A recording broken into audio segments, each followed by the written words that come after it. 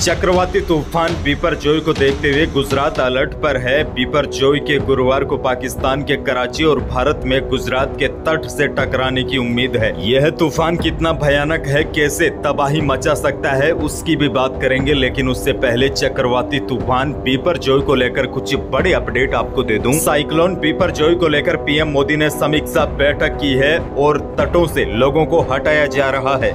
बिपरजॉय इस वक्त पोरबंदर से करीब 340 किलोमीटर दक्षिणी पश्चिम में मौजूद है। गुरुवार दोपहर तक बिपरजॉय गुजरात के जखाऊ पोर्ट में करीब 125 से 135 किलोमीटर या इससे भी अधिक 150 किलोमीटर प्रति घंटे की रफ्तार से तट से टकरा सकता है।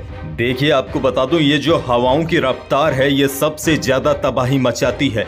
सबसे पहले आपको बता दूं, जब हवा तेज चलती है तो कितना नुकसान करती है और कब तक ये तबाही मचा सकती है। हवा की रफ्तार जब 88 से 102 किलोमीटर प्रति घंटा की रफ्तार पर पहुंचती है तो पेड़ जड़ से उखड़ना शुरू हो जाते हैं। यही नहीं, बड़ी बड़ी इमारतों को भी नुकसान पहुंचा सकती है। आप इससे अंदाजा लगा सकते हैं। अभी कुछ ही दिनों पहले नागौर, जोधपुर, बीकानेर, श्रीगंगानगर समेत कई जिलों में तूफानी हवा चली थी, जिससे पेड़ पौधे गिर गए थे, बिजली के पोल गिर गए थे। इन हवाओं की रफ्तार 80 से 100 के बीच थी और माना जा रहा है तूफान बिपरजॉय तो गुजरात के तटों से 150 किलोमीटर प्रति घंटे की रफ्तार से टकरा सकता है। ऐसे में सोचिए वहां तबाही कितनी हो सकती है।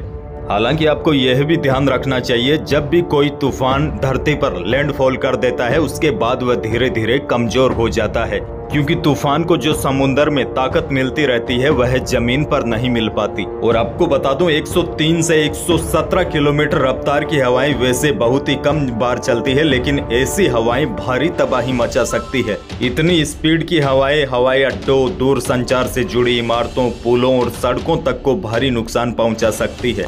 वैसे ऐसी ज्यादातर हवाएं समुद्र तटीय इलाकों या खाड़ी प्रदेशों में चलती है, तो वहां पर वैसे ही इंतजाम किए जाते हैं। और ये तूफान बिपरजॉय कितना ताकतवर है इसका अंदाजा आप इस बात से लगा सकते हैं कि आपको याद होगा इसने मानसून का भी रास्ता रोक लिया था।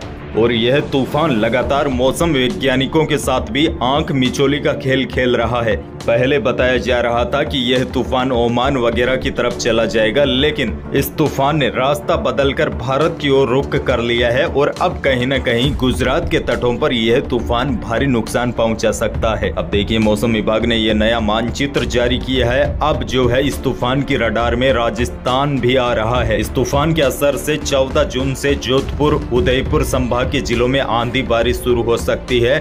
16 और 17 को इसका क्षेत्र बढ़ेगा, साथ ही में सिस्टम की तीव्रता भी बढ़ेगी। फिलहाल के पूर्वानुमान के अनुसार राजस्थान के कुछ स्थानों पर यह तूफान भारी बारिश भी दे सकता है।